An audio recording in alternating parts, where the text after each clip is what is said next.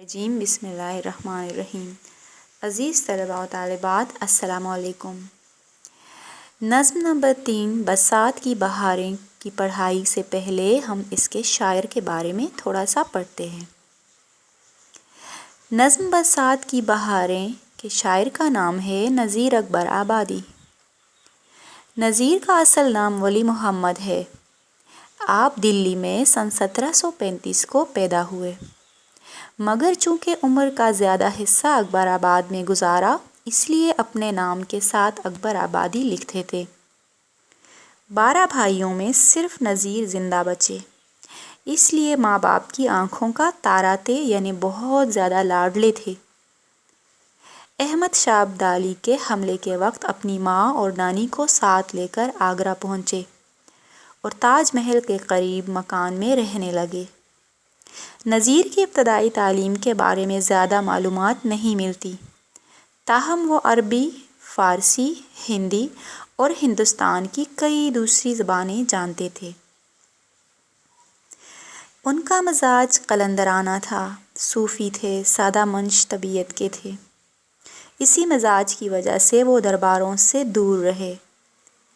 نواب سعادت علی خان نے انہیں لکھنؤ بلایا اور وہ نہ گئے۔ اسی طرح بھرت پور کے رئیس کی دعوت بھی ٹھکرا دی۔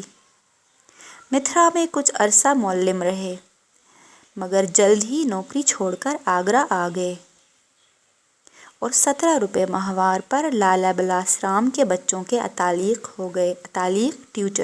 ٹیچر نذیر نے طویل عمر پائی، آخری عمر میں فالج کے عارضے میں مبتلا ہوئے، بیماری میں، اور اسی بیماری کے باعث انتقال کیا۔ نذیر اکبر آبادی نے میر، سودا، ناسخ، آتش، انشا اور جرأت کا زمانہ دیکھا۔ یہ تمام ان کے ہم عصر شعراء تھے، ٹھیک ہے، مگر اپنی آزاد طبیعت کے باعث سب سے الگ رہے۔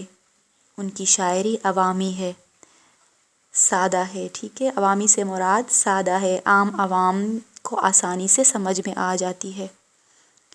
انہوں نے اپنے قرب و جوار کے ماحول، قرب و جوار یعنی ارد گرد، آس پاس، قرب و جوار کے ماحول، قریب، اس سے مراد قریب اور دور بھی ہے، ٹھیک ہے، اور اپنے عہد کے رسم و رواج اور تہذیب و تمدن کو بڑی عمدگی کے ساتھ اپنی شاعری میں ڈھالا ہے۔ انہوں نے شعر و سخن کے لیے ایسے موضوعات کا انتخاب کیا جن کا تعلق براہ راست عوام الناس اور بالخصوص غریب اور مفلس طبقے سے تھا۔ ان کی نظموں میں مناظر فطرت، مذہبی تہوار، سماجی رسوم، میلوں ٹھیلوں، جانوروں، حتیٰ کہ پھلوں اور سبزیوں کا ذکر بھی جا بجا دکھائی دیتا ہے، جا بجا، جگہ جگہ۔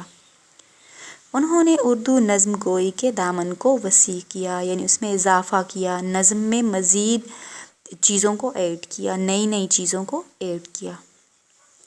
انہوں نے طویل، اخلاقی اور اصلاحی نظمیں لکھیں۔ ان کے علاوہ مناظر فطرت، موسموں اور تہواروں پر ان کی نظمیں پڑھنے سے تعلق رکھتی ہیں، یعنی بہت اچھی طریقے سے مناظر فطرت، موسموں اور تہواروں کے بارے میں انہوں نے لکھا ہے۔ یہ نظمیں ان کے غیر معمولی مشاہدے اور زندگی کے گہرے تجربوں کی عکاس ہیں۔ نذیر کی زبان عام فہم اور سادہ ہے۔ عام فہم یعنی عام لوگوں کو بھی سمجھ میں آسانی سے ان کی شاعری آ جاتی ہے۔ ان کی شاعری کا ضخیم کلیاتی اردو ادب میں بڑی اہمیت رکھتا ہے۔